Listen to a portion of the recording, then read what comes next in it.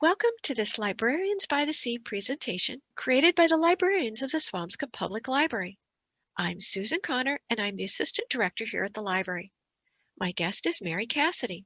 Mary is a past president of the Swampscott Historical Society and a past member of the Swampscott Historical Commission. She's a real whiz at digging up interesting bits of local history, and this time she's come up with a real winner. Did you know that Swampscott was visited by a sea monster? The Boston Globe wrote about it in 1899, and Mary will be sharing that article with us. Sea monsters, you say? Doesn't she know that there are no such things as sea monsters? Well, stick around. You might just change your mind. Reports of sea monsters have been recorded in Massachusetts as far back as the Puritan times. The author Samuel Adams Drake wrote of a gentleman named John Josselyn who visited New England in 1638 and saw a sea serpent coiled up on a rock at Cape Ann. Again, in 1817 and 1819, there were quite a few more sightings of the monster off Gloucester. The creature was said to be long and dark and shiny, with the head of a serpent. These sightings set off a frenzy of tourists visiting Gloucester in hopes of seeing the creature for themselves. In 1877, there were sightings of a creature in the waters around Swampscott and Nahant. It, too, was said to be dark and shiny, serpentine in nature, and nearly 30 feet long. Again, people came from far and wide to see the creature for themselves. Then, on Friday, February 3rd, 1899, a Swampscott fisherman named Lorenzo Woodbury was in his boat near the Outer Pig Rocks when he saw something quite different. Mary, would you pick up the story by reading Lorenzo's account? Certainly, Susan. Well, the Boston Globe is Sunday, February 4th, 1899, and the heading to the article reads, White Sea Monster, seen by aged fisherman in Swampscott Bay. Nothing of like nature was ever before seen by him. Lorenzo F. Woodbury tells straightforward story of his experience. Swampscott, February 4. A sea serpent or some sea monster has made its appearance at Swampscott. Last Friday, while Lorenzo F. Woodbury of that town was out lobster fishing near what is known as the Outer Pig Rocks, there appeared in the wake of his dory a strange fish or sea monster, the like of which he had never seen in the 40 or more years that he had been a fisherman. The monster was absolutely white, had no fins, did not lash the water with its tail, but spouted water at various intervals, and dove only to reappear again in a few minutes. For more than half an hour, this strange fish followed Mr. Woodbury's dory, and not until he began to get close to the shore did it desist and finally disappear from view. The report that a sea serpent had been seen in Swampscott yesterday led a Globe representative to visit the quaint town by the sea.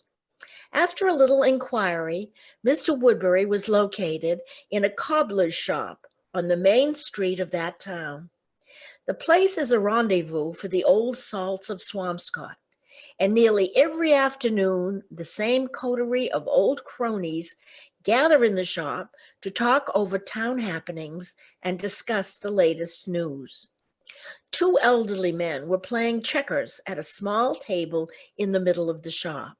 One was the owner of the shop, and in reply to a question he said, "No, Mr. Woodbury hasn't come in yet, but he will be in shortly. All the boys come in during the afternoon." Almost as soon as he had finished the sentence, the door opened and in came Mr. Woodbury. "Why, yes, I'll tell you all I know about the sea serpent that I saw," said Mr. Woodbury as he seated himself by a window where he could look out over the waters of Swampscott Bay. And then the old fisherman, for he is one of the old timers and will be 60 years of age next Wednesday, began the following straightforward story of his experience. "I was out tending to my lobster pots last Friday and was alone in my dory about halfway from Little's Point near the Outer Pig Rocks. All of a sudden, I noticed in the wake of the dory, about 50 feet away, a big white thing swimming about close to the surface. He was as white as your collar all over, and though I'm most 60, I never saw anything like that before. I was kind of uneasy at first, but as he didn't come any nearer, I got over that. I watched him mighty close, and he was certainly the queerest thing I ever saw in Swampscott Bay or anywhere else. My dory is about 15 feet long, and the sea serpent, or whatever it was, wasn't quite as long as the boat. Maybe he was 12 feet long. He hadn't a sign of a fin, and he didn't pound the water with his tail. He had a head like a seal, but as I said, he was white, and I'm pretty sure he wasn't a seal. He wasn't a grampus either. That's a small whale. And just what he was, I don't know. He would dive and then come up, and he would spout water, but not very high. When he went below, he didn't dive deep, for I could see him down in the water looking just like a big white sheet. He never got in front of my dory, but always kept in the rear or out a little to one side. If I had only had a rifle in the boat, I would have pumped him one to see what would have happened. When I got in closer to the shore, he quit, and I didn't see him any more. This was the story that Mr. Woodbury told. He persisted in calling the monster he, and never deviated from the facts that he first stated, though he told the story several times. A large number of his friends believed that he saw a white seal, but that Mr. Woodbury saw a strange monster, there was little doubt. Mr. Woodbury is well thought of in the community. He has the reputation of telling the truth in all matters, and his story is generally believed. There are some scoffers who have no faith in it, but if they could hear Mr. Woodbury give his graphic description of his experience, their doubts would be shaken. The fact that about 4 years ago, a similar monster was seen in the vicinity of Swampscott and later at Marblehead lends some credence to the possible second appearance of the mysterious fish. Mr. Woodbury has always lived in Swampscott. For the past 12 years, he has been engaged in lobster fishing, but previously he had been a fisherman visiting Block Island, Chaleur Bay, St. Lawrence Bay, and other fishing grounds. It was at first reported in Swampscott that Andrew Gallagher and Edward Hatch had also seen the sea serpent, but both deny this. And so far as is known, Mr. Woodbury is the only man who claims to have seen the sea serpent. Thank you, Mary. What a story.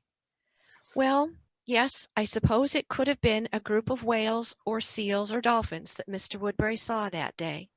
The debate will continue forever, but I like to think that we were visited by a very curious USC, an unidentified sea creature. Thank you for listening to our story today. Bye.